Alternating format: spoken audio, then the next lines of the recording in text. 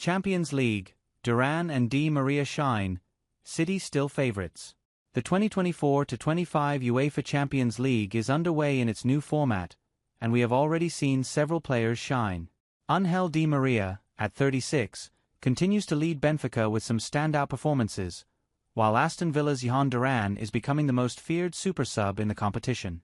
There have also been surprises from young talent, such as Juventus Francisco Conceição, whose stunning goal against RB Leipzig turned heads, and Real Madrid's Endrick, who made history as the club's youngest Champions League starter. ESPN writers Julian Lorenz, Alex Kirkland, and Rob Dawson take a look back at what was an action-packed match day 2. Double take, Champions League match refereed by identical twins. 49M Chris Wright. Lorenz. Benfica have won their first 2 games of this Champions League season, away at Feyenoord and on Wednesday night against Atletico Madrid, and their star man has been Di María. At 36, for his last season in Europe, the Argentina legend is still so influential, more than I expected. His career has been wonderful, and if, like me, you thought he was in pre-retirement this year, we were wrong. He is still a star who works hard and makes things happen. Dawson. What a start to the season Durán is having. He's very much second choice behind Ollie Watkins, but that hasn't stopped him from scoring 6 goals. He only got 20 minutes against Bayern Munich at Villa Park on Wednesday, but that was more than enough time to score a memorable winner. Durán, who looked set to leave Villa in the summer, has only had 297 minutes of football in all competitions so far this season, which means he's averaging a goal every 49.5 minutes. He's the super sub every Champions League team will be worried about. Kirkland. I was blown away by Conceição's goal for Juventus, to give their 10 men a 3-2 win at RB Leipzig. I'd seen a bit of him at FC Porto, and with Portugal at the Euros, but didn't think the winger was capable of this kind of quality. A word about Endrick too, who became Real Madrid's youngest Champions League starter against Lille, at 18 years and 73 days old. He couldn't score to follow his goal off the bench against VfB Stuttgart, but he went close in the first half after a trademark burst forwards. He's got so much potential. Are you enjoying the format in terms of teams playing 8 new teams versus 3 teams twice in previous editions? Dawson. Most fans will agree that having games like Manchester City versus Internazionale and Arsenal versus Paris Saint-Germain so early in the tournament is exciting, but it feels like there are also a lot of lower quality matches.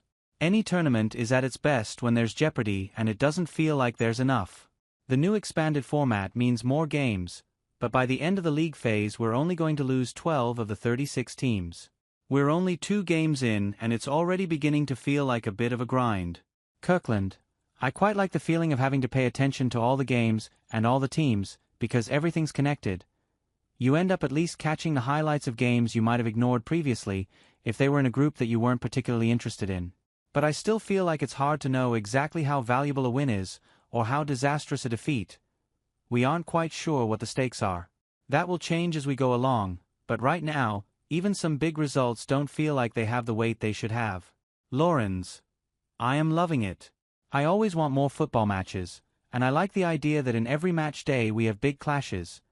Man City Inter, Arsenal PSG, AC Milan Liverpool, etc. After 30 years of the old groups of 4, the Champions League needed a change, so let's give it a chance. The more we advance in this league phase, the more it will get interesting and tense. Teams will give everything to finish in the top 8 and avoid the playoffs round. I also like the fact that you play 8 different opponents. It's good tactically, it's good in terms of experience, and it's good for fans. So what's not to like? Lorenz. It won't last. But it's already one of the fairy tales of this Champions League campaign. French minnows Brest, from Brittany, who had never played in Europe before, are second in the table of the best club competition in the world. 2 wins in 2 games, with 6 goals scored is an amazing surprise from Eric Roy's side. They were a revelation in League One last season with their 3rd-place finish, and now they are a sensation in the Champions League. They have Bayer Leverkusen next at home and they will believe that anything is possible. Kirkland. Benfica's 4-0 thrashing of Atletico Madrid was an eye-opener. Atletico were awful, but Benfica were clinical and ruthless in exploiting their weaknesses. They're not a team packed with familiar names, at least to a casual observer of Portuguese football.